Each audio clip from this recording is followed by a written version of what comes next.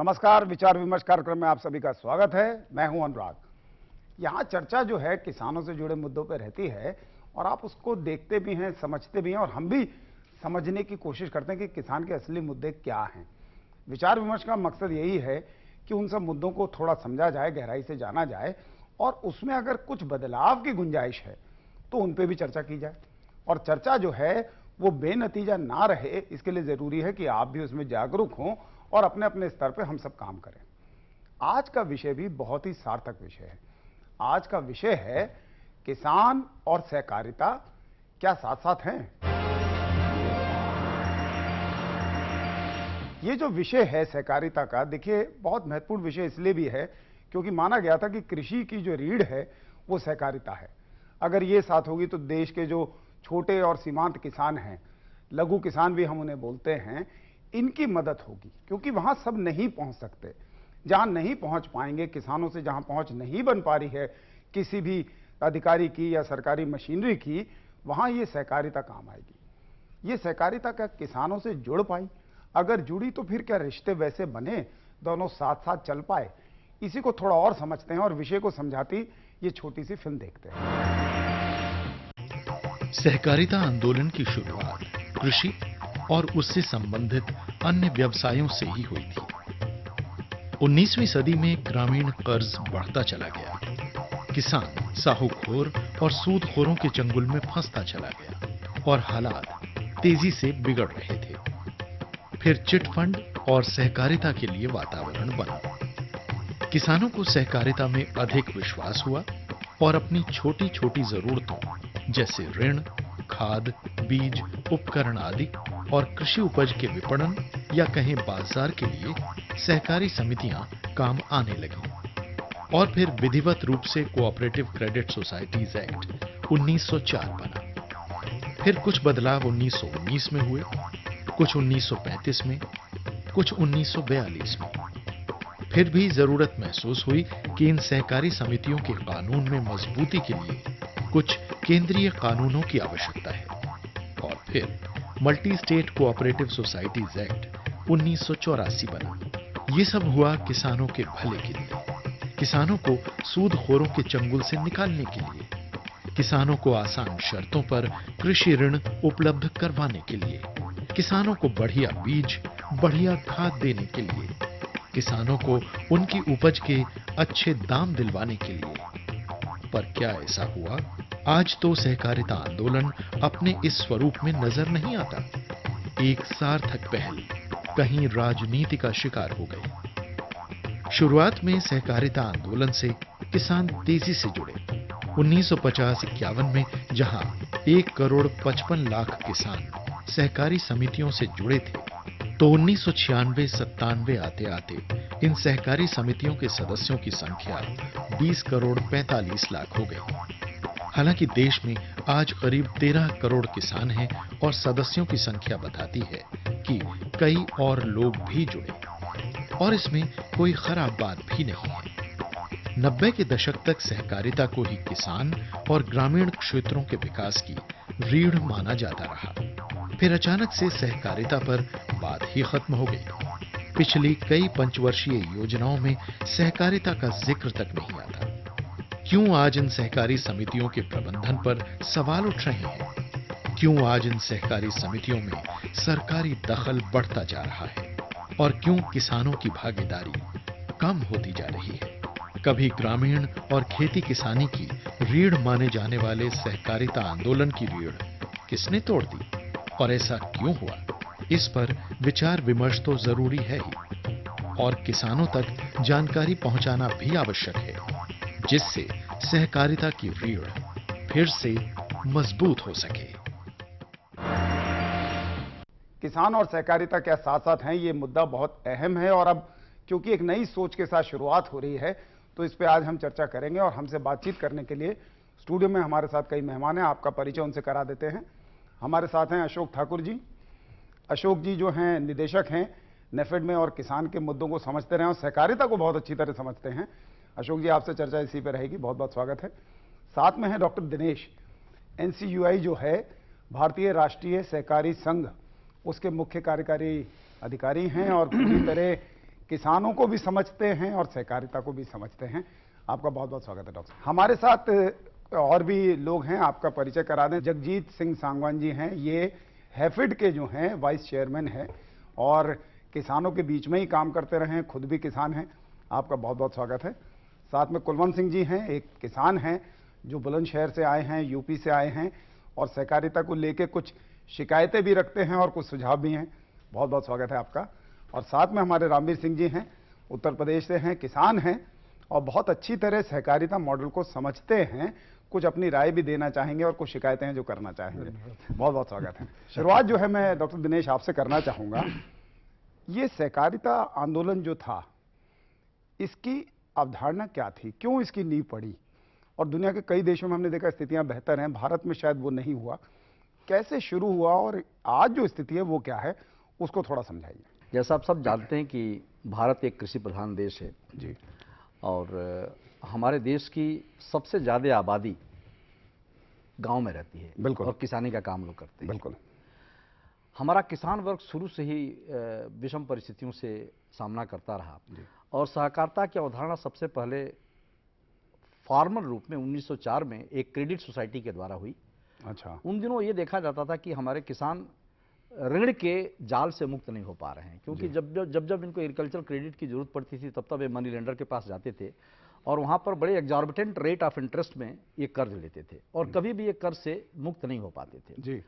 तो इस परिस्थिति का निदान करने के लिए उन दिनों की सरकार ने 1904 में एक क्रेडिट सोसाइटी की स्थापना की और पहली फॉर्मल सोसाइटी रजिस्टर की गई। जी। और उसके बाद से आज 100 साल से पुराना ये मूवमेंट है और हर आर्थिक क्षेत्र में, वो चाहे वो एग्रीकल्चरल इनपुट का क्षेत्र हो, बैंकिंग हो, फिशरी हो, कंज्यूमर हो, मार्केटिंग है, सब में मार्केटिंग है, कोई क्षेत्र आर्थिक हमारे कार्यकलाप का कोई क्षेत्र नहीं जिसमें सहकारिताएं आज नहीं है। बल्कि अब तक न्यू जनरेशन कोऑपरेटिव की बात हो रही है। ऐसे ऐसे क्षेत्रों में भी सहकारिता आ रही हैं, जैसे एजुकेशन हो गया, हॉस्पिटैलिटी हो गई, न्यूट्रिशन हो गया। अच्छा। इन्वायरमेंटल हो गया, टूरिज्म हो गया, स्वास्थ्य के ऊपर भी, तो जिसको हम नई जनरेशन कोऑपरेटिव कह रहे हैं। शुरुआत 1904 में जो हुई वो इस बात की हुई कि किसान को साहूकारों के चंगुल से निकाला जाए। किसान तो आज भी कर्जदार है और वो इस चंगुल से निकल पाया है कि नहीं, ये भी एक अलग विषय है। क्या सहकारिता जो वही जो सवाल कि एक अवधारणा जो उसकी रखी गई थी, जो विचार सहकारी का था कि सहकारिता किसानों के साथ जुड़ के ये करेगी, इतनी मदद करेगी, सारी सुविधाएं उन तक पहुंचेंगी, क्या उसमें सफल हो पा रही है? देखिए, पहली बात तो मैं बताना चाहता हूं कि सहकारिता आंदोलन 1904 से शुरू नहीं हुआ। 1904 में इसका केवल कानून बना और कानून के दायरे में सहकारिता आंदोलन जो है जिसको हम मानते हैं तो 1904 से शुरू हुआ, वरना सहकारिता तो लगातार चला आ रहा है और लोग अपनी समस्याओं का निवारण जो है इसके माध्यम से करते आ रहे हैं। जी। सहकारिता का थोड़ा अर्थ भी समझाइए, क्या मतलब क्या है? सब मिलजुल के एकजुट होके कुछ साथ चले? सहकारिता वास्तव में एक आर्थिक गतिविधि है और अपने कुछ एक समूह जो लोगों का है वो अपनी समस्याओं के निवारण के लिए, अपने आर्थिक उत्थान के लिए जब मिलकर कुछ पैसा कंट्रीब्यूट करता है और अपने माध्यम से एक व्यावसायिक गतिविधि चलाता है जी। और वो व्यावसायिक गतिविधि से जो लाभ है वो किसी और को न जाकर उन्हीं लोगों के बीच में उनके आगे उसको बढ़ाने में, उनको आर्थिक संरक्षण देने में, आर्थिक सुरक्षा देने में काम आता है, उसको हम सहकारी संस्था कहते हैं जी। और ये जो सहकारी संस्था है ये वास्तव में पूंजी की कमी को दूर करती है, लागत की को कम करने में बड़ी महत्वपूर्ण भूमिका अदा करती है और न्यू टेक्नोलॉजी इंट्रोडक्शन जो जिसको हम कहते हैं, टेक्नोलॉजी से जो और चीज़ें उनको भी इंट्रोड्यूस करने का काम करती है, जिसका आज देश में बहुत बड़ा अभाव है किसानों के बीच में। वो वास्तव में सहकारिता के माध्यम से हो सकता है। जी। दूसरी बात मैं ये कहना चाहूँगा कि जहाँ तक सहकारिता आंदोलन की हम बात करते हैं तो अगर हम देश के ऊपर देखें, देश के ऊपर 3 संकट बड़े आए। पहला, हमारे प्रधानमंत्री को कहना पड़ा कि एक टाइम मैं भी रोटी खाऊंगा, सारा देश एक टाइम रोटी खाए, जब अन्न का संकट था। हमको डब्बे का दूध पीना पड़ा विदेशों से मंगवाकर, दूध की बहुत बड़ा संकट था हमारे देश में। मुझे खुद याद है कि जब मैं दिल्ली में, हम माता पिता जो है डब्बे का दूध लाते थे, या गाँवों में भी डब्बे का दूध आता था, गाँवों तक में डब्बे का दूध हमने देखा। और तीसरा जो है वो आपने देखा कि चीनी के कारण एक सरकार बदलनी पड़ी।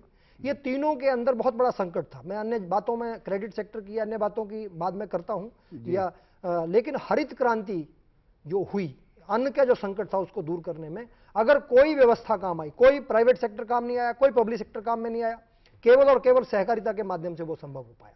अगर हम श्वेत क्रांति की बात करें, दूध की कमी को अगर देश को दूर करने का काम किया, आज अमूल को आप जानते हैं या सरस को जानते हैं या बहुत सारी और दुनिया उस मॉडल की तारीफ कई करती है। कोऑपरेटिव डेयरी हैं या ऑपरेशन ब्लड है, और एक मदर डेयरी कोऑपरेटिव है जिसको बड़ी बेईमानी के साथ, बड़े चालबाजी के साथ उसको कोऑपरेटिव से प्राइवेट कर दिया गया। वो गैरकानूनी काम है, उसको देश को सोचने की बात है। वो मदर डेयरी भी जो है ऑपरेशन फ्लड का एक बड़ा हिस्सा था एनडीडीबी का। मेरा कहना यह है कि अगर हम बात करें और चीनी की, तो चीनी के संकट को भी शुगर कोऑपरेटिव मिल्स जो है उनके माध्यम से दूर किया गया और देश में अपने पैरों पर खड़ा होने में बहुत बड़ी भूमिका अदा करी। मैं इसलिए कहता हूं कि जब भी देश के ऊपर संकट आया, किसी चीज की कमी हुई, तो सहकारिता ही उसका माध्यम बना। मेरा कहना यह है कि किसान को या देश को, गांव को या शहर में किसी गरीब झुग्गी झोंपड़ी में मजदूर रहने वाले को अगर किसी चीज का सहारा मिला अपनी आर्थिक समस्याओं को दूर करने में, अपनी आर्थिक प्रगति को दूर करने में अगर उसका सहारा मिला तो वो सहकारिता था। सांगवान जी, ये जो बातें हमने सुनी, सहकारिता को हम मानते हैं कि बहुत अहम चीज है जी, आपका उस पर क्या दृष्टिकोण है? सहकारिता तो जीवन के हर क्षेत्र में जरूरी है। बेशक वो दिन था 1904 का जिस दिन किसान साहूकार के चुंगल में था, और चाहे आज का है कि भाई आज हम हर चीज में बहुत आगे बढ़े हुए हैं। तो उस वक्त भी सहकारिता की जरूरत थी, आज भी सहकारिता की जरूरत है। उस वक्त जो कानून बना उसमें मुख्य रूप से यही था कि भाई क्रेडिट सोसाइटी का मेन वो था कि भाई क्रेडिट फार्मर को पैसा दिया जाए ताकि वो अपना खेती का बीज खाद का इंतजाम करे और ज़्यादा से ज़्यादा उत्पादन बढ़ाए जी। और आज ये है कि भाई उस उत्पादन को, जैसे हमारे साथी अशोक जी ने बताया कि भाई एक हरित क्रांति आ गई, लेकिन उस हरित क्रांति को स्टॉपेज तो नहीं करना ना, और फिर जोत है वो कम होती जा रही है। जो 1904 में किसान था उसके पास जमीन थी जी, या वेस्ट लैंड बहुत पड़ी थी जी। आज वेस्ट लैंड भी इतनी नहीं है और किसान के पास अपने पास ही जमीन भी कम होती जा रही है, क्योंकि वो आबादी और इस आबादी में 4 गुना का अंतर हो गया जी। तो 4 गुना का जब छोटे छोटे किसान आ गए तो एक असली रूप में सहकारिता की आज जरूरत है जी, क्योंकि एक छोटा किसान है। क्या शर्मा जी, आप नीतियों में कहीं उस तरीके का बदलाव देख रहे हैं? हाँ, मैं देख रहा हूं, क्योंकि इसको राजनीतिक रूप दे दिया है सहकारिता को, कि जब सहकारिता कानून देश में जैसे 3-4 बार, अभी पिछले 10 साल में 12 साल में 3 बार कानून बदला गया जी। एक 1984 का था, 2002 का था, फिर अब बदलने की थी जी। ऐसे ही विभिन्न स्टेटों में भी सहकारिता का एक्ट अलग अलग टाइम पे बदलते हैं। जब वो एक्ट बदलते हैं तो मन मर्जी से कर देते हैं। अब आप देखिए, देश की सहकारी संस्थाएं, आपका उपभोक्ता का क्षेत्र है उसमें NCCF, national consumer cooperative federation जी। आपकी फर्टिलाइजर का है उसमें इफको है, क्रिबको है, बिल्कुल। और जो सबसे बड़ी समझो सहकारिता की आवाज है वो एनसीयूआई है जी। भी उसको प्रोमोशनल जिसको कह सकते हो, एनसीयूआई प्रोमोशनल है, सब सहकारिताओं का विकास, उनके अंदर कमी भी कोई हुई है, उनको कोई जरूरत है सरकार के सामने या किसी अन्य संस्था के सामने या इंटरनेशनल लेवल पे, मतलब जो सहकारिता की आवाज़ को बुलंद करती है, उसकी समस्याओं को और उसकी उपलब्धियों को बताती है, तो वो एनसीयूआई है। अब labour federation, cooperative labour federation of India है, जिसका मैं चेयरमैन भी रहा हूँ, लेबर के क्षेत्र में वो हो गई। Sugar federation of India, cooperative sugar federation of India है, वो शुगर केन के उसमें हो गई। तो इस तरह हर एक क्षेत्र में अलग अलग वो बनी हुई है, बैंकिंग की भी बनी हुई है, लेकिन उनके अंदर ऐसे उस एक्ट में प्रोविजन कर देते हैं कि कुछ लोग हैं, देश का न्यायाधीश बोला एक होगा, एमएलए होगा तो बस एमएलए एक अपने क्षेत्र से होगा, दूसरे क्षेत्र से नहीं होगा, एमपी होगा तो एक होगा, दूसरे क्षेत्र से एमपी नहीं होगा, लेकिन ये चेयरमैन भी 2 हो जाएंगे और 10 के 10 संस्थाओं में डायरेक्टर बन जाएंगे। तो यानी ये एक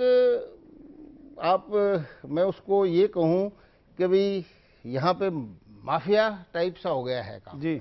तो इसके लिए एक्ट में बदलाव की जरूरत है। कुलवंत जी से समझते हैं। कुलवंत जी, आप तो किसान हैं जी, इतनी सारी फेडरेशन हैं, कोऑपरेटिव्स हैं, सोसाइटीज हैं, किसान को क्या मिला?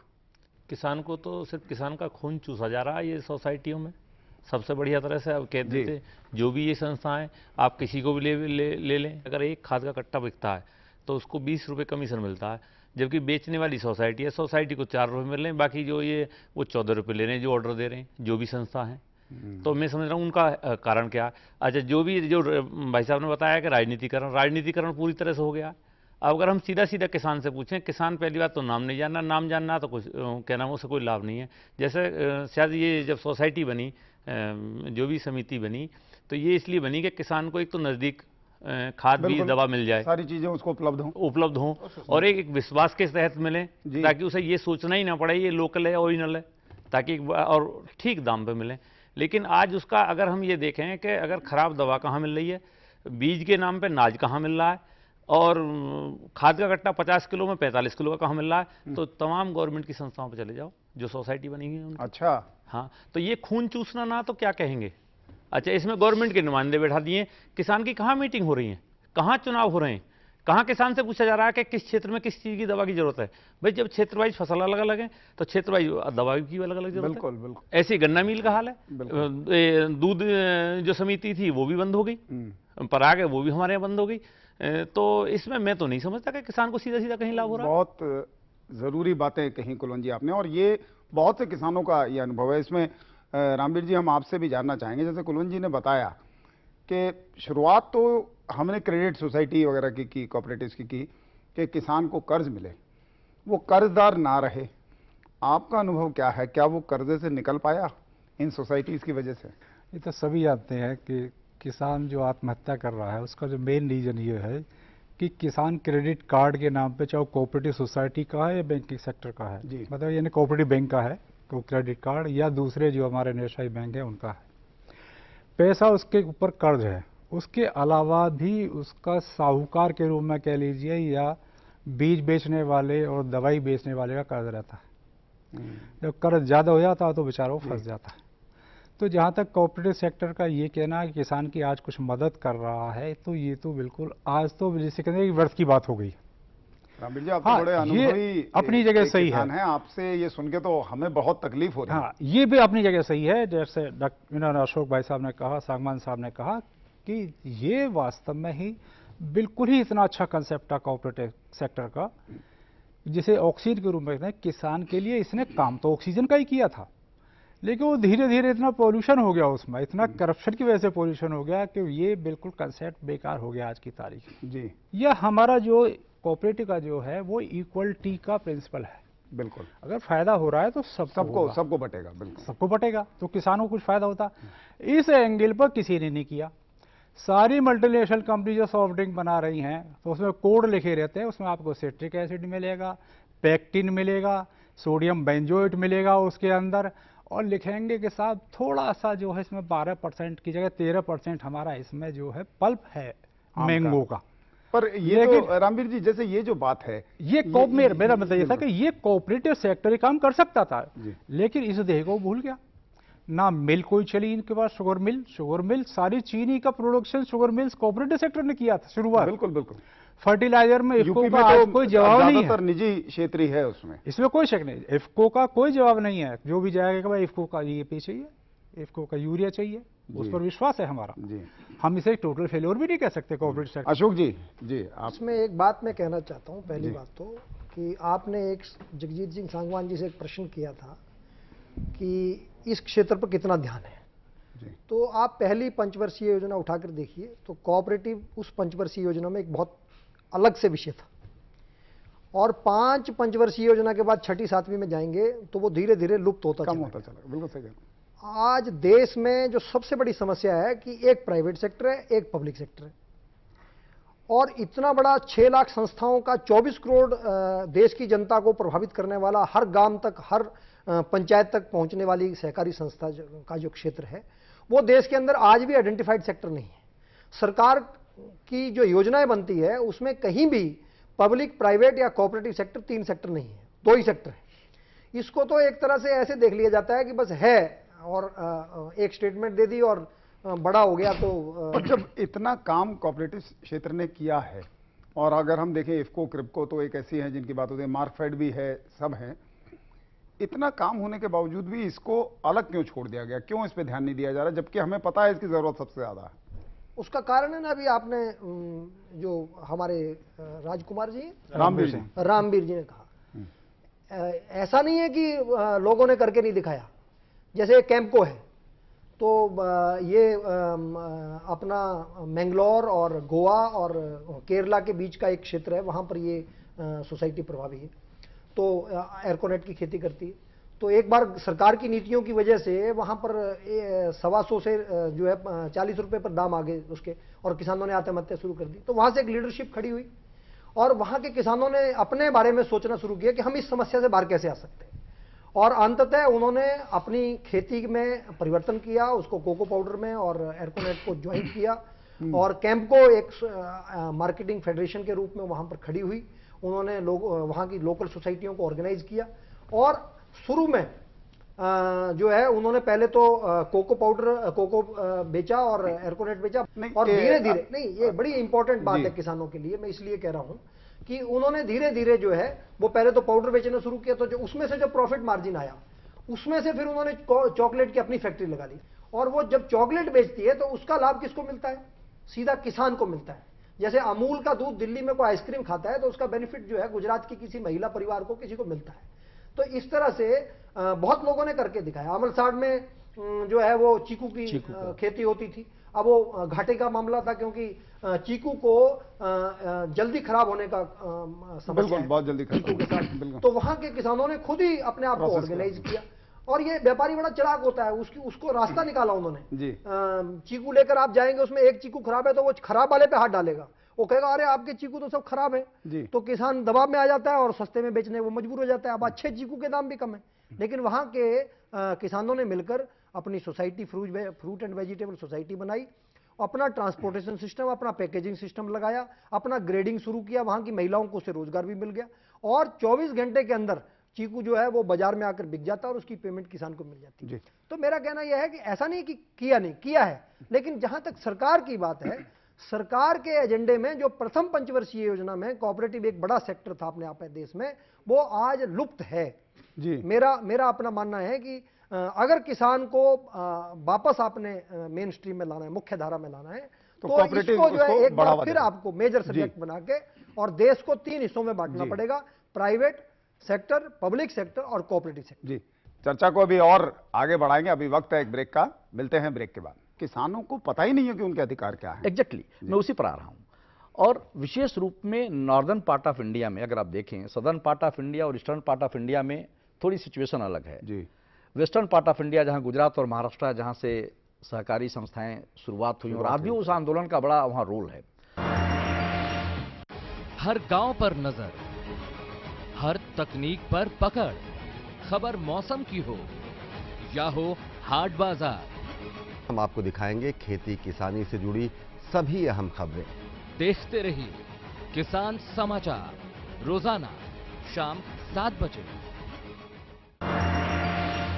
ब्रेक के बाद आपका फिर से स्वागत है। हम चर्चा कर रहे हैं किसान और सहकारिता पे, क्या ये साथ साथ हैं?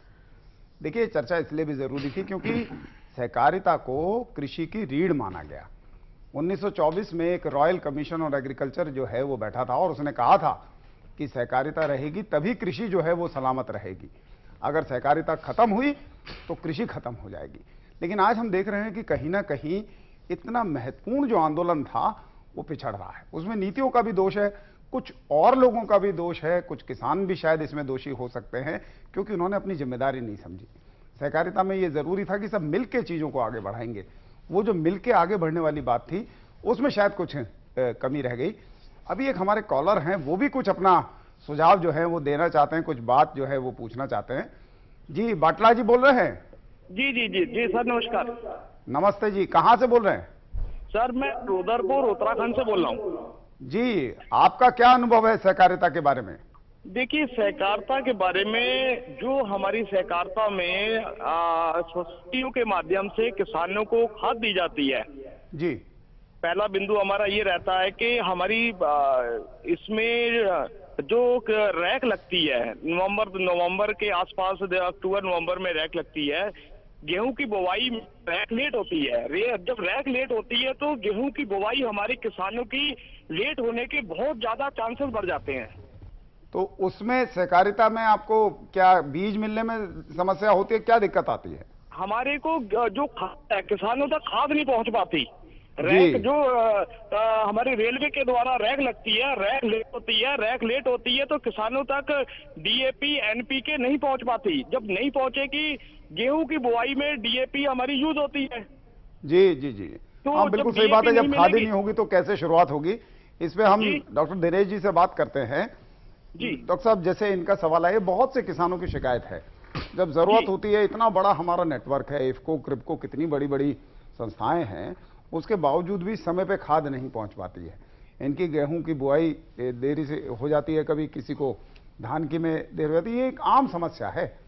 पूरे अगर हम सहकारी मॉडल की बात करें तो उसमें आप अपने स्तर पे भी, अगर, क्योंकि आप तो एक सबसे ऊपर एक शीर्ष संस्था से जुड़े हैं, क्या कमियां देखते हैं? अनुराग जी, मैं अपने भाइयों की बात सुन रहा था जी, और जहां एक तरफ ये बात आई कि सहकारी आंदोलन में बहुत सारी कमियां हैं, और हमारे कुलवंत भाई ने तो ये भी कहा कि सिर्फ सहकारिता से किसानों का खून चूसा जा रहा है, और के क्षेत्र में कम से कम ऐसा ही हो रहा है। दूसरी तरफ भाई रामवीर ने और अशोक जी ने एक और दृश्य दिया जिसमें कुछ सफलताएं भी नजर आई। बिल्कुल। देखिए, अगर हमारे देश में कैंपको है, अगर हमारे देश में अमूल है, हमारे देश में क्रिप्को है, हमारे देश में इफको है, तो ये बिल्कुल ये साबित है कि हमारे देश में सहकारिताएं अच्छा काम कर सकती हैं। बिल्कुल। आवश्यकता इस बात की है जानने की कि जहां सहकारिताएं अच्छा काम नहीं कर रही हैं, क्यों नहीं कर पा रही हैं। जी, इस पर भी कई तरह के सर्वे हुए हैं, कई तरह की बातें हुई हैं। मेरा मानना है कि जिन सहकारी संस्थाओं में, देखिए बेसिकली सहकारी संस्थाएं एक स्वैच्छिक संस्थाएं हैं जो मेंबर ड्रिवेन है। सदस्य ही सहकारी संस्थाओं को बनाते हैं, सदस्य को ही इन संस्थाओं में हर निर्णय लेने का अधिकार है और अधिकार लेना चाहिए। तो जहां जहां इन संस्थाओं में सदस्य जागरूक हैं, शिक्षित हैं, प्रशिक्षित हैं, अपने दायित्व को समझते हैं, अपने अधिकार को भी समझते हैं और इन संस्थाओं के स्वामित्व को का बोध उनको है, वहां ये संस्थाएं बहुत ही अच्छा काम कर रही हैं, जिसमें कई सारे एग्जाम्पल अशोक जी ने दिया आपको। लेकिन डॉक्टर दिनेश, मैं इसमें यह भी जानना चाहूंगा, किसानों को पता ही नहीं है कि उनके अधिकार क्या है। एग्जैक्टली, मैं उसी पर आ रहा हूं। और विशेष रूप में नॉर्दर्न पार्ट ऑफ इंडिया में अगर आप देखें, सदर्न पार्ट ऑफ इंडिया और ईस्टर्न पार्ट ऑफ इंडिया में थोड़ी सिचुएशन अलग है। जी। वेस्टर्न पार्ट ऑफ इंडिया, जहां गुजरात और महाराष्ट्र, जहां से सहकारी संस्थाएं शुरुआत हुई और आज भी उस आंदोलन का बड़ा वहां रोल है।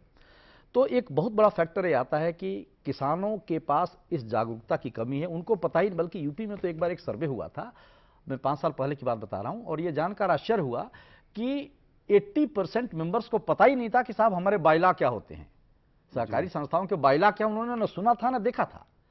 तो जिन संस्थाओं, वो तो सिर्फ ये समझते हैं, मैं थोड़ा सा इसलिए टोक रहा हूं क्योंकि किसानों से हमारी भी बात हुई कि उनको तो बस जाके वोट देना है, इससे ज्यादा उन्हें कुछ इसका अपनी अहमियत नहीं समझ आता। अनुराग जी, ये सबसे बड़ा जो एक विशेष सर्किल ये है कि जब तक हम इस चीज को ब्रेक नहीं करेंगे, जब तक हम अपने सदस्यों को जागरूक नहीं करेंगे, उनको शिक्षित नहीं करेंगे, उनके अधिकारों के प्रति उनको सजग नहीं करेंगे, उनको ये नहीं जब तक बोध होगा कि संस्थाएं हमारी हैं, हम इसके स्वामी हैं।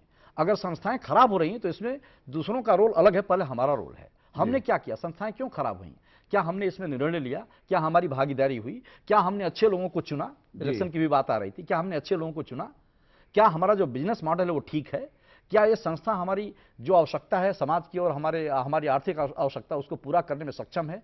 तो इन सारी चीज़ों के ऊपर जो हमारे मेंबर हैं, जब तक उनको हम एजुकेट नहीं करेंगे, जब तक उनको हम अच्छी तरह से ट्रेन नहीं करेंगे, ये संस्थाएं जिन पर्पज के लिए बनी वो पर्पज पूरा नहीं होगा। मैं एक और बात यहाँ रखना चाहूँगा, जैसे अशोक जी ने कहा कि शुरुआती दौर में जब देश आज़ाद हुआ तो हमारे प्रथम प्रधानमंत्री नेहरू जी का यह सपना था कि हर गांव में 3 संस्थाएं हों, विद्यालय हो, पंचायत हो और सहकारिता हो।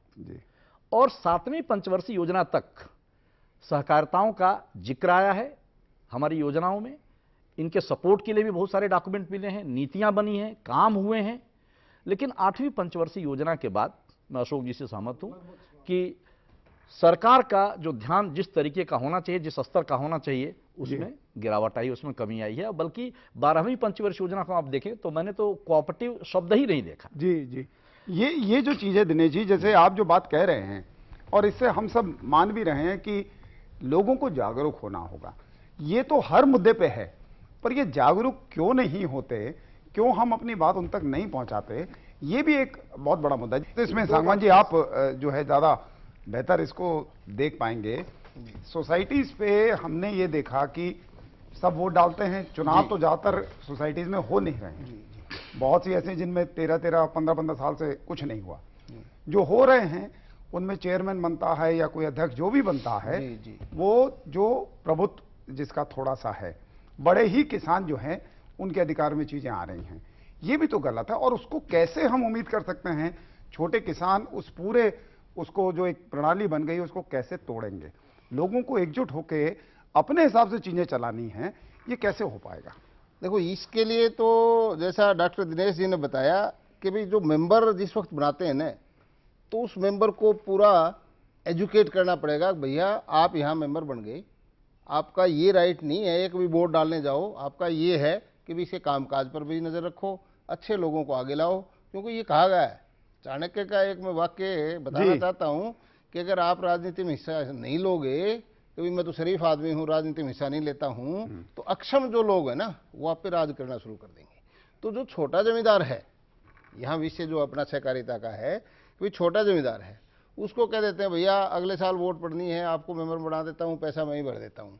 अब वो जो बड़ा आदमी है, बड़ा जमींदार है, जिसका हमने अभी जिक्र किया, वो उसका पैसा दे देता है, उसका अंगूठा लगवा लेता है और वोट के दिन वो उसी के हिसाब से वोट दे देता है। तो ये जब तक एजुकेट नहीं होंगे, और जो एनसीआई का मुख्य उद्देश्य है, भारतीय राष्ट्रीय सहकारी संघ का है, हमारे जैसे हरकोफेड है स्टेट में, हरियाणा स्टेट में हरकोफेड है, उसका मुख्य उद्देश्य यही है भी हर एक मेंबर को शिक्षित करना उसके अधिकारों के बारे में और सहकारिता के बारे में कि भाई आप इस समिति के सदस्य बन रहे हो तो आपको ईमानदारी से काम करना होगा। इन्होंने कहा कि उद्देश्य है यूनियंस का, उद्देश्य नहीं है उनका, उनकी जिम्मेदारी है। हाँ, जिम्मेदारी कह लो। वो किसान के पैसे से चल रही हैं। हाँ, ये किसान को पता ही नहीं है। हरियाणा अगर यूनियन चल रही है, नेशनल यूनियन चल रही है, तो कौन उसको कंट्रीब्यूट कर रहा है? उसका पैसा कौन दे रहा है? मेंबर, फार्मर, मेंबर अर्थात फार्मर्स दे रहा है। बिल्कुल। और देश के फार्मर्स तक कोऑपरेटिव मूवमेंट पहुंचे, ये उनकी जिम्मेदारी है। मैं समझता हूं अगर कहीं पर कोऑपरेटिव मूवमेंट में कमी आई है तो उसके लिए वो संस्थाएं जिम्मेदार है, पहली जिम्मेदार है। क्योंकि एजुकेट कौन करेगा? बिल्कुल, कौन करेगा? और दूसरी बात मैं आपको कहना, केवल एजुकेशन से काम चलेगा क्या?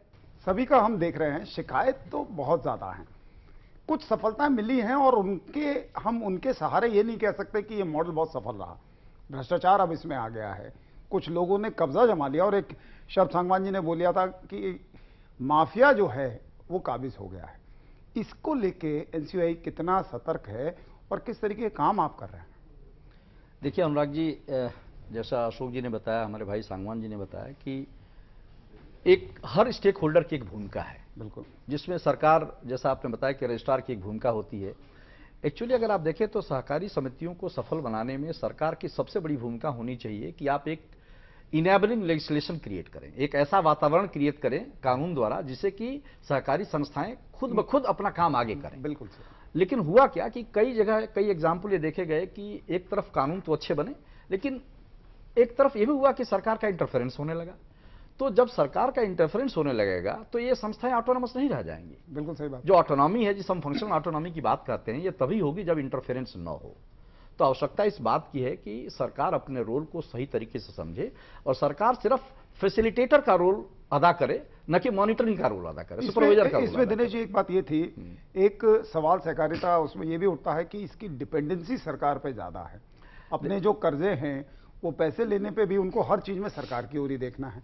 अगर ये रहेगा तो वो जो हम बात कर रहे हैं कि अधिकारी रिटायर होकर वहां चेयरमैन बन जाते हैं या सेक्रेटरी बन गए, कुछ भी हो गए, उससे कैसे फिर आप निकलेंगे? अनुराग जी, जैसे अशोक जी ने शुरू में ही एक बड़ा अच्छा शब्द यूज किया कि ये संस्थाएं, ये आर्थिक संस्थाएं हैं, और जब एक संस्था आर्थिक है और उसमें बिजनेस का काम होता है तो प्रॉफिट होना आवश्यक है। क्योंकि ये जब संस्थाएं अपने आप में आर्थिक रूप से मजबूत नहीं होंगी तो अपने सदस्यों को क्या मजबूती प्रदान करेंगी? तो ये जरूरी है कि संस्थाएं बिजनेस मॉडल पर काम करें, प्रोफेशनल तरीके से काम करें, प्रॉफिट जनरेट करें, तभी अपने मेंबर्स की आवश्यकताओं को पूरा कर सकती हैं।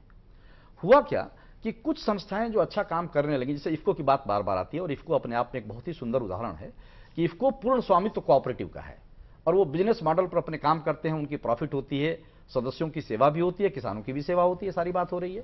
तो जब ये संस्थाएं प्रॉफिट बनाएंगी, जब इकोनॉमिक मॉडल पर काम करेंगी, तभी ये अपने मेंबर्स की और समुदाय की आवश्यकताओं को पूरा कर पाएंगी। अब ये प्रॉफिट मॉडल में काम क्यों नहीं कर पा रही हैं? इसके कई कारण हैं, जिसमें सरकार का रोल आपको हमने बताया। दूसरा रोल आता है कि जो इसके बोर्ड के लोग हैं जी, जैसा सांगवान भाई ने एक शब्द यूज किया, तो बोर्ड में भी अच्छे लोग आए, निष्पक्ष तरीके से चुनाव हो। इस समस्या को ध्यान में रखते हुए 97th कॉन्स्टिट्यूशनल अमेंडमेंट में कुछ परिवर्तन किए गए हैं और उस अमेंडमेंट के आधार पर अब ये दिशा निर्धारित हुई है कि हर स्टेट में कोऑपरेटिव के लिए अपना एक इलेक्शन अथॉरिटी होगी, एक इलेक्शन कमीशन होगा और उसका दायित्व ये होगा कि कोऑपरेटिव के इलेक्शंस को निष्पक्ष तरीके से, फेयर तरीके से कराए। और साहब, मेरा तो ये मानना है कि सबसे बड़ी जो समस्या आने वाली है, अभी नजर नहीं आ रही है, वो ये है कि जब तक युवा वर्ग नहीं जुड़ेगा इस संस्था से, तब तक ये संस्था आगे नहीं जाएगी। और आप देखिए कारण क्या देखते हैं युवाओं के ना जुड़े? युवा तो खेती से भी अलग होता है। Sir, I am coming there. आज देखिए, जैसे सांगवान भाई ने कहा कि मैक्सिमम कोऑपरेटिव सोसाइटी में हमारे जो बोर्ड में जो लोग हैं या जो चेयरपर्सन हैं, वो बड़े अनुभवी लोग हैं जी। लेकिन एक ये बड़ा सुंदर पक्ष है कि अनुभवी लोग हैं, उनका अनुभव बड़ा है, बहुत बड़ा ज्ञान है, लेकिन आवश्यकता इस बात की है कि उनके साथ साथ नौजवानों को भी जोड़ा जाए, क्योंकि जब तक इसकी सक्सेशन प्लानिंग नहीं होगी, जब तक नौजवान जुड़ेंगे नहीं, तो कल को जब हमारे अनुभवी भाई नहीं रहेंगे तो फिर सहकारिता किसके हाथ में जाएगी जी। तो ये नौजवान जुड़ नहीं रहा है। नौजवान क्यों नहीं जुड़ रहा है? उसके भी दो कारण हैं। पहला कारण ये कि आज के नौजवान को पता ही नहीं कि सहकारिता क्या है। अगर वो कुछ जानता है सहकारिता के बारे में तो इसकी निगेटिव स्टोरी जानता है। इसमें बहुत बड़ा रोल आता है मीडिया का, आपका रोल बहुत बड़ा रोल है। तो मैं तो इस बात को हमेशा कहता हूं अपने मीडिया के बंधुओं से कि सहकारिता की जो सफल स्टोरीज हैं, सहकारिता के जो इसके पोटेंशियल है, जो इसके स्ट्रेंथ है, जो इसकी पॉसिबिलिटी है, उसको युवाओं तक पहुंचाया जाए।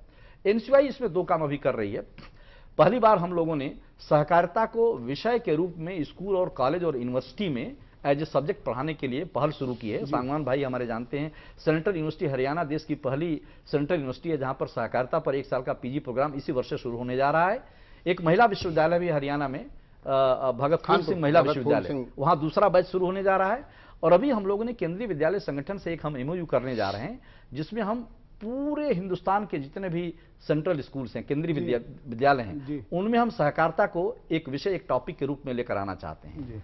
और देखते हैं कि किस तरीके से इन चीजों को प्रभावित करता है और धीरे धीरे फिर इसको हम आगे बढ़ाएंगे। देखिए, जैसे डॉक्टर दिनेश ने बताया और जो चर्चा में निकल के भी आ रहा है कि आपको अपने अधिकार नहीं पता, आपसे मेरा मतलब किसान को अपने अधिकार नहीं पता कि सहकारिता में उसे करना क्या है। शिक्षा की एक कमी रही, युवा जो है वो जुड़ नहीं रहा है इस आंदोलन से। उसकी बहुत सी कोशिशें हैं जो की जा रही हैं। ये कार्यक्रम का उद्देश्य भी ये है कि अगर उससे जुड़ी कुछ बातें छूट रही हैं तो वो थोड़ा बहुत यहां भी पता लग सके। इस चर्चा को और आगे बढ़ाएंगे। अभी वक्त है एक ब्रेक का, मिलते हैं ब्रेक के बाद। अगर किसी किसान की फसल अत्यधिक बारिश या ओलावृष्टि से बर्बाद हो गई हो तो वो दूसरे किसान की फसल में से हिस्सा ले लेता था और अगली फसल में लौटा देता था। अगर खेत जोतने के लिए एक ही बैल है तो दूसरा बैल साथ ही किसान से लिया जाता था।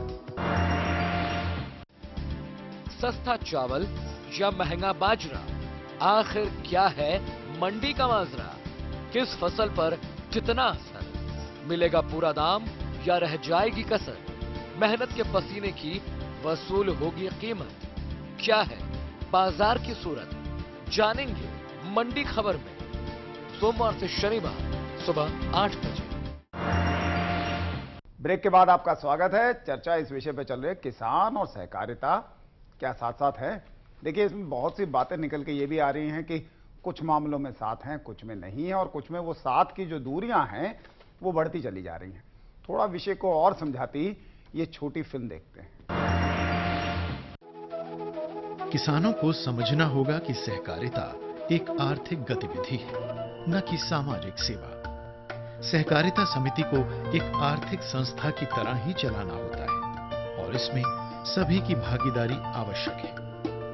सहकारी समिति के कारण ही उन्नत बीज, बढ़िया खाद, यहां तक कि बाजार भी कृषि उपज के लिए उपलब्ध हो रहा है। और अगर नहीं हो रहा है तो सहकारी समिति के सदस्य कर क्या रहे हैं? सहकारी समिति हर सदस्य की है। आज इसमें भले ही भ्रष्टाचार व्याप्त हो गया हो, पर ऐसा एक दिन में तो नहीं हुआ, शायद हमने ही होने दिया। जब हम अपने कर्तव्य से आंखें मूंद लेते हैं तो प्रासंगिक संस्थाएं भी बेतुकी लगने लगती हैं। क्या श्वेत क्रांति यानी भारत को दूध उत्पादन में विश्व में पहले नंबर पर पहुंचाने में हम सहकारिता की भूमिका भूल गए?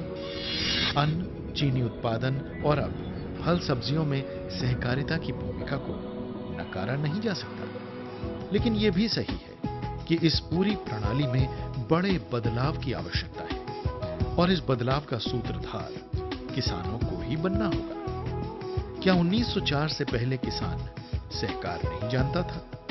जानता था, लेकिन सहकार होता क्या था?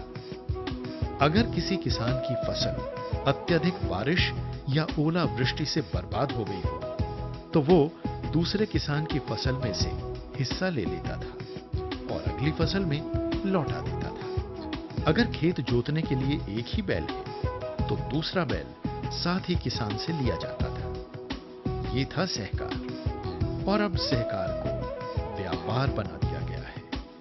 अब व्यापारी तो लाभ और हानि में ही उलझा रहता है और लाभ हानि के खेल में रिश्तों की अहमियत कहां हो सकती है। आज किसानों की टूटती हिम्मत को फिर से मजबूती देने के लिए सहकारिता आंदोलन में नई जान फूंकनी होगी और ये काम हम सबको मिलकर करना है, अपने किसानों के लिए, अपने देश के लिए, अपने व्यक्तिगत लाभ से ऊपर उठकर। देखिए, बहुत सी दिक्कतें सहकारिता आंदोलन में रही। शुरुआत जिस उसे उद्देश्य से की गई थी उसमें कहीं कुछ कमियां आई। कुछ किसान जो हैं वो अपनी जिम्मेदारी से पीछे हटे, कुछ ऐसे लोग आते चले गए और उन्होंने उस पर ऐसा काबिज अपना कर लिया कि अब उन्हें हटाना भी मुश्किल है। जो एक तरीका बन गया, पूरी प्रणाली बन गई, उसको तोड़ना मुश्किल हो रहा है। लेकिन उसको तोड़ सकते हैं आप ही लोग। आपको एकजुट होना है, ये आपके लिए है। सहकारिता आंदोलन पूरा आपके लिए है। किसानों को इसमें अपना जो भूमिका है, अपनी भूमिका बढ़ानी है, समझना है पूरी अच्छी। बहुत सी सफलता की गाथाएं अगर हैं तो वो किसानों के दम पे ही हुई हैं, इसलिए उसको समझना। और एक बहुत बड़ी बात जो निकल के आई, युवाओं की भूमिका बहुत महत्वपूर्ण है, क्योंकि इसमें देखिए मार्केटिंग भी है, सब कुछ है। हमें किसानों को अगर कर्ज देना है वो भी है, अगर बीज देने हैं वो भी है, खाद देनी है वो भी है, और मार्केटिंग जो विपणन की बात है जिसमें कहीं ना कहीं किसान पिछड़ता है, उसका बहुत बड़ा सहारा ये सहकारी समितियां जो हैं ये हो सकती हैं। और इसमें युवाओं को जुड़ना होगा। हम चर्चा कर रहे थे अशोक जी ब्रेक में जाने से पहले कि युवाओं की भूमिका जो है वो कैसे इसमें सुनिश्चित की जाए। आप उस विषय पे कुछ कहना चाह रहे हैं? मैं डॉक्टर दिनेश जी की 2-3 बातों को एक बार थोड़ा उसमें कहना चाहता हूँ। जी, जो सबसे बड़ी सहकारिता आंदोलन की समस्या है वो इलेक्शन है। बिल्कुल।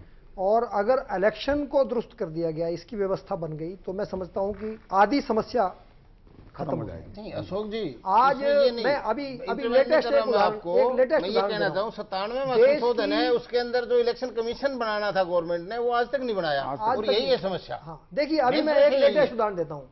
अभी नेप्सकॉप का चुनाव था, ये बैंकों की नेशनल फेडरेशन का चुनाव था और 1 तारीख को नामांकन थे और जिस आदमी ने ये नामांकन पत्र लेने थे वो इंग्लैंड बैठा था 3 तारीख तक, अर्थात चुनाव अधिकारी नहीं था यहाँ, किसी को चुनाव अधिकारी का नाम नहीं पता और नामांकन जिसने लेने वो जिसका नाम आया वो इंग्लैंड बैठा था, तो इसका मतलब तो नामांकन तो हुआ ही नहीं उसमें। बिल्कुल सही। नहीं वही बात है ना, इलेक्शन कमीशन नहीं बना दो। अब ये मैं टैक्स की बात नहीं कर रहा, आप किसान को छोड़िए, ये नेशनल फेडरेशन की बात कर रहा हूँ जिसमें बड़े बड़े लीडर स्टेट कोऑपरेटिव बैंकों के चेयरमैन भाग लेते हैं, जो अपने आप में राज्य मंत्री का दर्जा रखते हैं। उनके चुनाव में चुनाव अधिकारी का ही पता नहीं।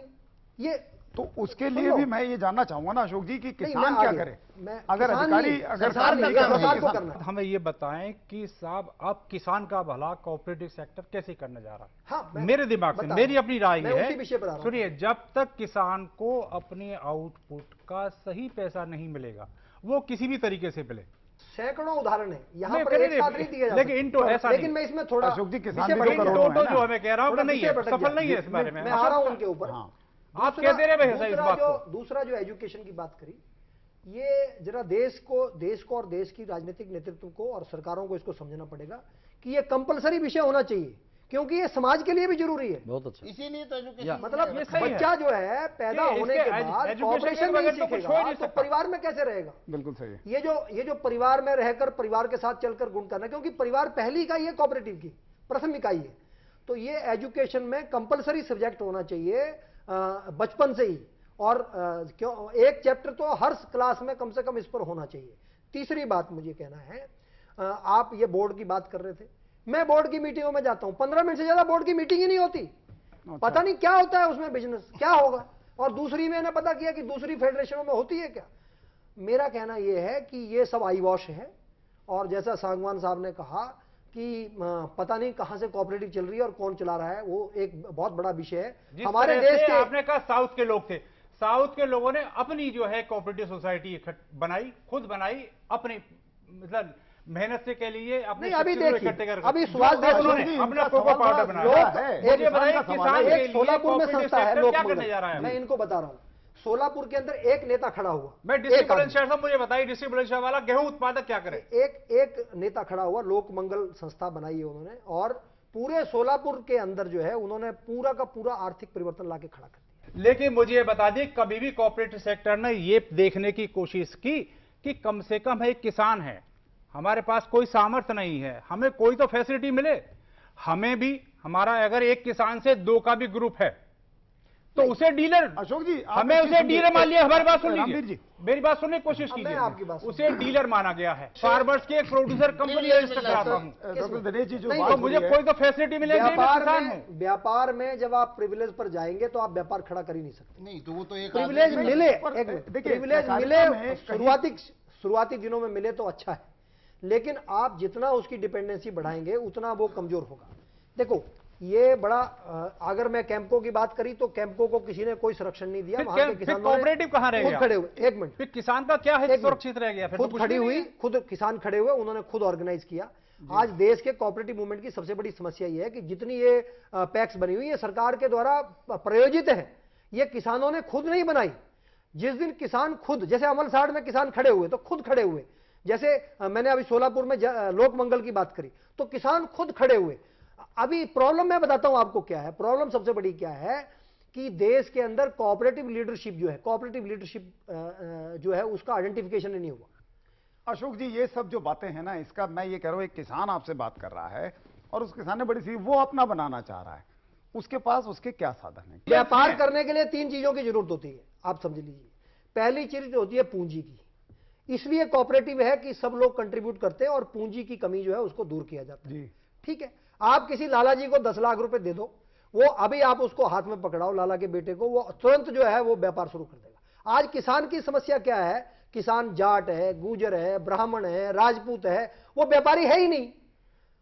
किसान, ये कृषि जो है व्यवसाय है, बिजनेस। पर उसमें एग्री बिजनेस तो सारा कंपनियों ने हड़प लिया ना, किसान के हाथ में छोड़ा। नहीं, कुछ नहीं हड़पा।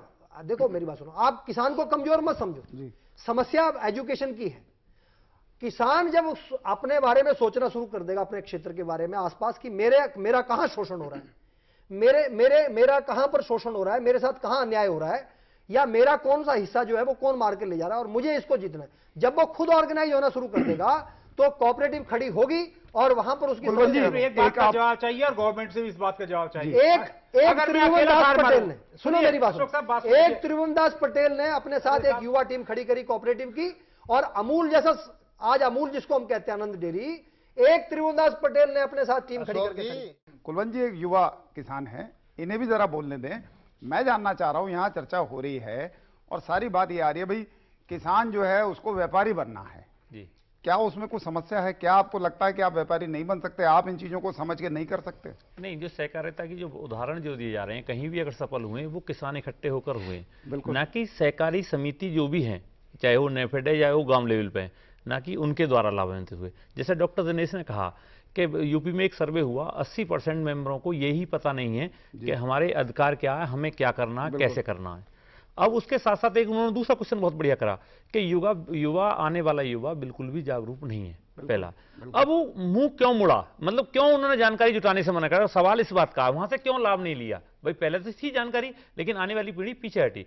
पीछे हटने के पीछे कारण ये रहा कि जहां तक मैं समझता हूं कि वहां जो भी किसान के लिए सामान आया वो किसने अलॉट करा, मतलब कि एक क्या किसानों की उससे पूछ के किया गया दबार उसका, जब वो खराब आई, जबकि ये वो क्या नाम है, जैसे बीज है, बीज खराब आया, दवा खराब आई, तो कौन अलॉट कर रहा है? क्या वहां की समिति कर रही है?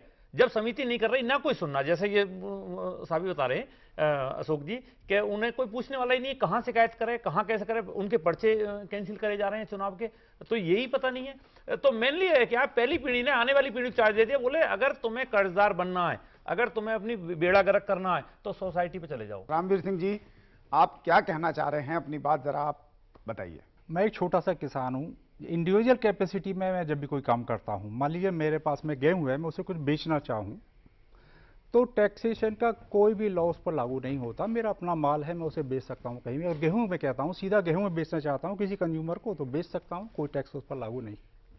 लेकिन जैसे ही मैं कोई ग्रुप बना लेता हूँ या मैं कोई एसोसिएशन बना लेता हूँ या कोऑपरेटिव सोसाइटी, या जैसा आजकल केंद्र सरकार राज्य सरकार कह रहे हैं कि फार्मर्स अपना ग्रुप बनाए, फार्मर्स प्रोड्यूसर्स कंपनी बनाए, जी जैसे ही बना दो सारे टैक्स लॉ हैं वो मुझ पर लागू हो जाते हैं। यानी 1 से 2 होते ही मैं अगर गेहूं 2 आदमियों का मेटाडोर में इकट्ठा करके बेचने जाऊंगा तो दिल्ली अगर आता हूं मैं बुलंदशहर से, तो मुझ पर central sale tax act, state का सेल टैक्स जो भी वैट है वो सब लागू हो जाते हैं। और इतना महंगा हो जाता है कहते हैं ना तो कंज्यूमर को उससे कुछ फायदा होने जा रहा है और ना मुझे कुछ फायदा होने जा रहा है। फिर मेरी मजबूरी ये हो जाती है कि भाई इससे तो इंडिविजुअल ही मैं रहूं तो ही ज़्यादा अच्छा है, और इंडिविजुअल मेरी कैपेसिटी नहीं है कि मैं उसे ट्रांसपोर्ट का इतना खर्चा वहन करके और कहीं ठीक सी जगह पर बेच सकूं। रामवीर जी, जो आप तो बात आखिर कह रहे हैं, इसमें जो है ये कोऑपरेटिव सेक्टर को फायदा पहुंचाने के लिए या फार्मर्स प्रोड्यूसर जो कंपनी है का कंसेप्ट और लेकर के आई है सेंट्रल गवर्नमेंट, इसमें इस टैक्सेशन लॉ में शायद इसका ध्यान नहीं गया होगा सरकारों का इस तरफ कि वो आगे इसमें कुछ सुधार करें। जब कंपनी बनती है तो कंपनी तो लाभ के उद्देश्य से बनती है, उसमें बाकी चीजें तो जरूर कंपनी और कोऑपरेटिव को एक ही साथ मान लिया। बेसिक लॉ बायोलॉजी सब कुछ एक जैसा पहले, यानी करीब 15 साल पहले तक कोऑपरेटिव को वरीयता दी जाती थी, टैक्स में छूट दी जाती थी, और वो इसलिए दी जाती थी कि भाई ये बाय एंड लार्ज फार्मर इकट्ठे होकर बना के लाए हैं। किसान को ही एकजुट होकर अपनी जिम्मेदारी जो है वो समझ के, और जो गलत हो रहा है उससे भी लड़ने की जिम्मेदारी बहुत हद तक किसान की है। आपको क्या लगता है? नहीं, ये इनका कहना, मैं आखिर में थोड़ा संक्षिप्त में चाहूंगा कि आप इस पे अपनी क्या राय सोचते हैं और आगे की दिशा आप क्या देखते हैं? नहीं, ये इनका कहना सही है कि किसान को अपने वोट की कीमत या उसको जिम्मेवारी समझ के काम करना चाहिए। लेकिन दिक्कत ये है किसान क्यों नहीं समझ रहा। मैंने थोड़ी देर पहले भी कहा, किसान वहां से क्यों भाग रहा, जहां गवर्नमेंट का इंटरफेयर है। भाई जो उसका मुख्य अतिथि है वो गवर्नमेंट का बैठा दिया, वहीं से वो चुन के भेज दिए, जो भी सामान आया वो गवर्नमेंट के द्वारा आया, गवर्नमेंट का इंटरफेयर खत्म हो तो मैं समझ रहा हूं कि वो काफी हद तक आगे जा सकता है। अंत में मैं आपसे यही चाहूंगा कि एनसीयूआई किस तरीके की कोशिश करेगा कि आगे बढ़े, और जो ये समस्याएं हैं इनका समाधान आप क्या देखते हैं? Anurag ji, 2 major stake holder यहाँ पर हैं, एक सरकार और दूसरे किसान। दोनों को अपनी अपनी भूमिकाओं को अच्छी तरह से समझना होगा। जैसे अभी बात उभर कर आई कि कई क्षेत्रों में देखा गया कि सरकार ने कानून तो बनाया लेकिन उस कानून का ठीक से कार्यान्वयन नहीं हो पा रहा, इंप्लीमेंटेशन नहीं हो पा रहा। जैसे इलेक्शन की बात आई, उसको भी सरकार को ऐसे मेंबरशिप भी कंट्रोल, ऐसी मेंबरशिप की बात है। दूसरी बात ये आती है कि सरकार जब इस तरीके का काम करती है तो उसको वो ऑटोनॉमी फिर हमारे संस्थाओं की हो नहीं, बिल्कुल नहीं। तो सरकार को ये जानने की जरूरत है कि सरकार का रोल जो है पॉलिसी बनाना है, फैसिलिटेट करना है, नियम कानून बनाने हैं, उनका ठीक से कार्यान्वयन हो उस पर जो है जोर देने की जरूरत है। एक रोल ये हो। दूसरा रोल कि जो मेंबर्स हैं, जो किसान हैं, इनको अपनी जरूरतों को समझना है कि इनकी जरूरतें क्या हैं, उन जरूरतों को पूरा करने के लिए जो सोसाइटी बनेंगी वो उसका रूपरेखा क्या होगा, उसका स्ट्रक्चर क्या होगा। मैं आपसे बताऊं, हम सिर्फ किसान को जोड़ रहे हैं अनाज से। हमारे देश में अभी एक मल्टीपर्पज सोसाइटी का कॉन्सेप्ट शुरू हो गया है जो साउथ में और पंजाब में भी शुरू हो गया है। एक किसान की जरूरत सिर्फ जो है अनाज नहीं है, एग्जैक्टली किसान की जरूरत सिर्फ अनाज पैदा करना और बेचना नहीं है। किसान हमारे आप जैसा एक इंसान है, उसकी जरूरत स्कूल की है, कपड़े की है, मेडिसिन की है, हर चीज की जरूरत है। तो आवश्यकता इस बात की है कि गांव के लेवल पर जो संस्थाएं हैं वो मल्टीपर्पज संस्थाएं बने, जिसमें सिर्फ खेती वाली ही बात ना हो, बल्कि किसान की जितनी जरूरतें हैं उसके जीवन को ठीक से चलाने के लिए वो सारे प्रोडक्ट, वो सारे सर्विसेज उसको उचित मूल्य पर वहां पर मिले। एक सहकारी संस्था जो कुछ करना चाहती है उसको फ्रीडम देनी चाहिए। दूसरी बात, पूर्ण स्वतंत्रता, जो भाई कुलवंत ने कही कि अशोक जी ने भी उस पर इंफेसिस दी कि किसानों को जागरूक होना है, किसानों को समझना है कि ये चीज उनके अंदर ये बात आए, बट ये बात कैसे आए, ये क्यों नहीं आ रही है।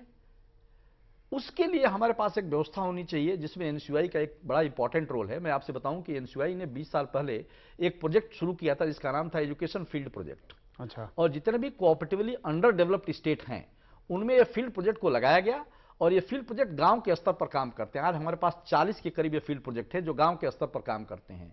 और हम लोगों ने जाकर ये देखा कि जहां जहां फील्ड प्रोजेक्ट काम कर रहे हैं, क्योंकि इस प्रोजेक्ट के लोग गांव के किसानों से डायरेक्टली जुड़े हुए हैं, उनको सहकारिता के बारे में बताना, सहकारिता के कानून के बारे में बताना, सहकारिता के द्वारा से किस तरीके से अपनी संस्थाओं को इकोनॉमिकली वायबल बनाएंगे उसके तरीके बताना, मेंबरशिप को जागरूक करना, मीटिंग कैसे करते हो, ये सारी काम कर रहे हैं। तो आवश्यकता इस बात की है कि कोई न कोई एक ऐसी एजेंसी हो जो किसानों के बीच में सहकारिता का जो नॉलेज है इसके उसका डिसेमिनेशन का काम करे। किसान को पता ही नहीं है, तो पता करने के लिए तो कोई माध्यम होगा। जी, जी।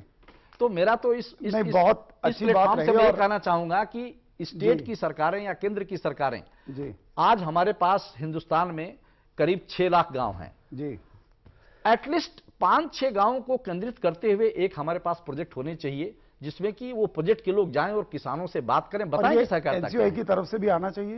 एनसीओआई की तरफ से प्रोजेक्ट हमारा चल रहा है, बट इसकी संख्या बड़ी कम है। जी, बहुत अच्छी चर्चा रही। समय जो है वो अब खत्म है, लेकिन एक बात रही कि निकल के जो है जागरूकता की कमी जो है वो निकल गई, और थोड़ा और इस विषय को जो है किसान आगे के समय में समझता जाएगा। उसमें आप सभी की भूमिका है, किसानों को भी समझना है और जो अधिकारी हैं उनको भी समझना है।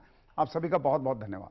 आज जो हमारी चर्चा रही उसमें हमने किसान और सहकारिता की बात समझी। मुद्दा जो है उसमें बहुत सी चीजें आ रही हैं, किसान भी इसको नहीं समझ रहा है, बहुत से किसान नहीं जानते, जो जान गए एकजुट हैं उन्होंने बहुत सी कमाल के काम जो हैं वो कर दिए हैं।